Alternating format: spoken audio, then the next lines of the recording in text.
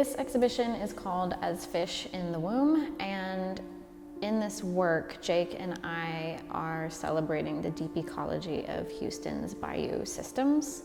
It's a collaborative exhibition where we spent a lot of time at the bayou, and we were looking at the water as a living being and looking at all of the different types of beings that live there, both bodied and not bodied, so spirits of place, bacteria, algae, fish, plants, and seeing how all those beings kind of come together to form what is a mostly overlooked and disparaged ecosystem.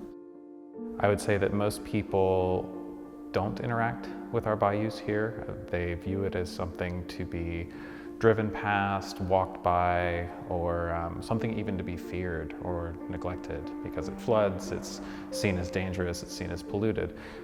But really, when you think of waters here in Houston especially, I mean, these are life-giving waters.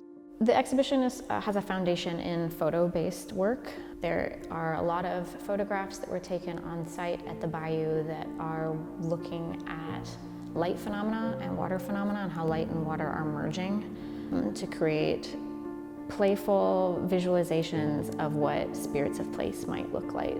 And we also have a series of sculptures. There's a hanging sculpture that incorporates salt, so thinking about how the bayou, which is fresh water, eventually meets the bay that is salt water. And then we also have a piece that is olfaction based, so fragrance, with a small altar underneath it of native bayou plants and plants that grow along the bayou.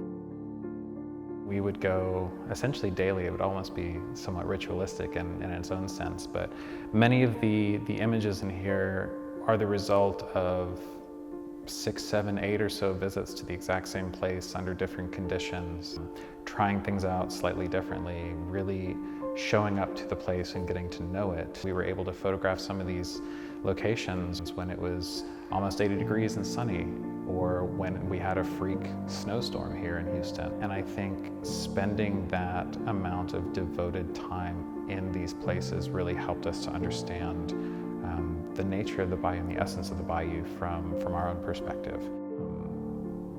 Collaborations with Margaux are quite seamless.